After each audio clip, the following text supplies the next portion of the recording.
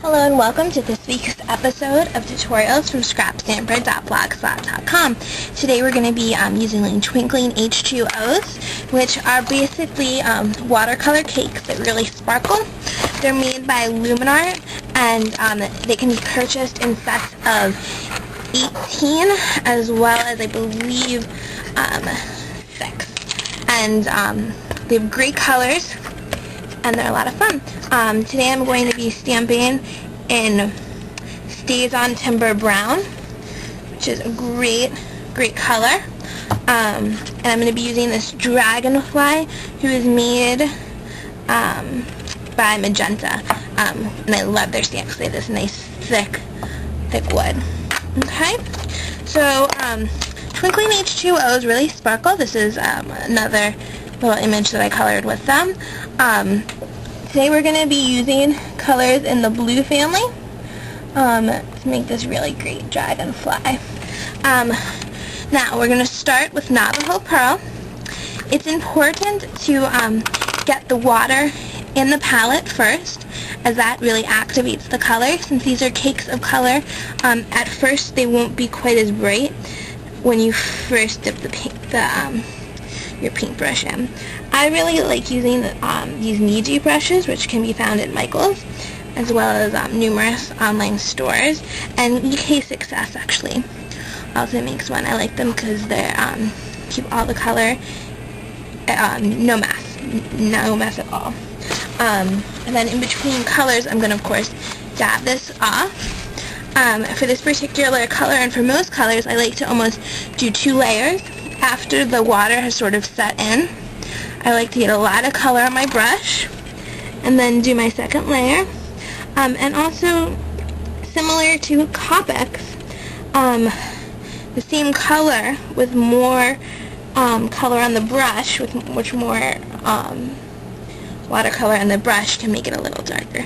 It's not quite as drastic as Copics, but you can still definitely see the results. Just making sure this is still on here.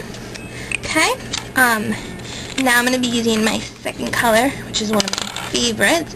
It's Africa Jade. Okay. We are just double checking, make sure this is still in. And we are just going to get some water in here and some watercolor on the brush. And our light is coming from this direction. So we are going to make the bottoms darker. It's a great complementary color to Navajo Pearl, which is a little bit darker, and it's really fun. I'm using Canson watercolor paper, and it's 90-pound paper. The heavier the paper, more water it can take. And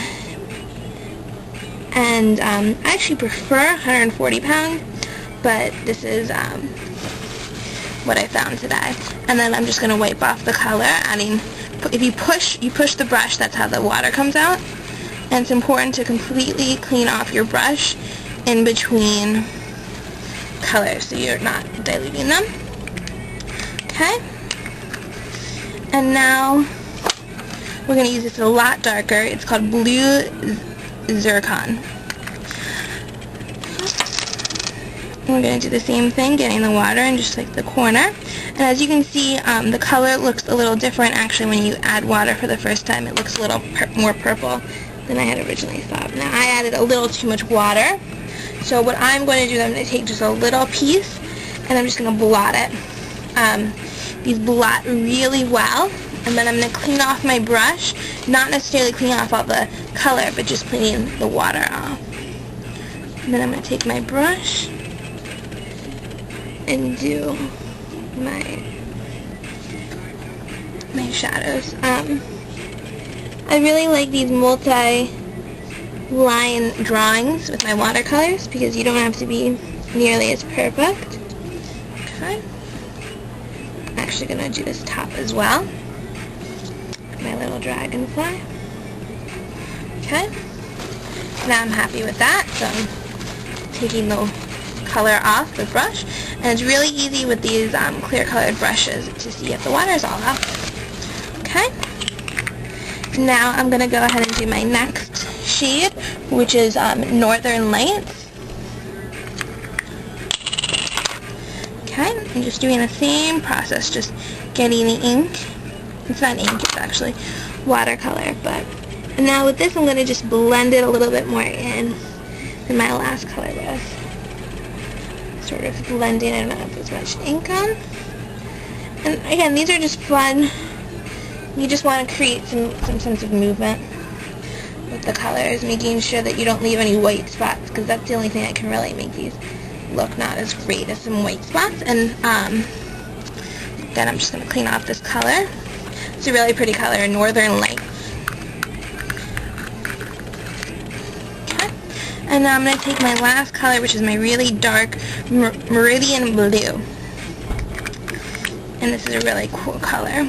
I'm just going to take the color in the corner, as usual. And I'm not sure if you can see on the computer, but the color actually looks a little bit different once you add water. Okay, and now I'm going to be really conservative with this, because this is a lot darker than my other colors, so it's not quite blending, which is what I want, but I don't want to overuse it, because then that's going to make it look a little odd and not blended. I more want this to be an accent, but I do love this color. Okay.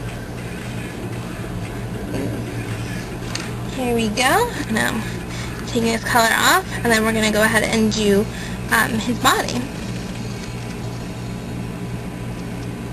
Okay.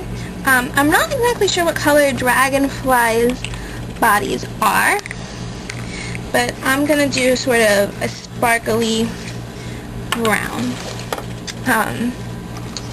And I'm going to take a highlighting color, which is Vanilla Bean.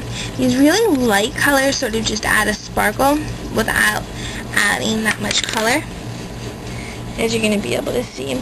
And these are really nice if you want to go over something else. For instance, maybe you were coloring with Copics and you just want a shimmer, or for a background shimmer. It's really nice. Just have a little bit of color, as you can see, but nothing that really pops.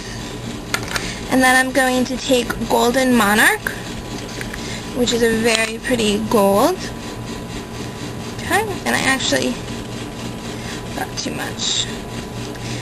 This sort of has a yellow undertone, sort of a greenish yellow. Okay. And then I'm going to take this color off. As you can see, this is not nearly as complicated as Copics. It's really nice in its own way to kind of take a break, but nice still at the same way. Okay, this was a little darker than I wanted to go, so I'm going to go ahead and blot it. Now for blotting, like something like this, you're just going to take an even application and just kind of dot it, and it should come right off. So I'm actually deciding that I sort of want his body to be green. Changed my mind. So I'm going to be taking this great Midori Melon, making sure that all the color's off. And I'm going to grab some of this, and then I'm just going to color it right on. And there we go. I'm going to do my second color, which is Mallard Green. Taking the color off of my brush. And now this is going to be a really dark one, so you don't need that much water to make the color come. Okay.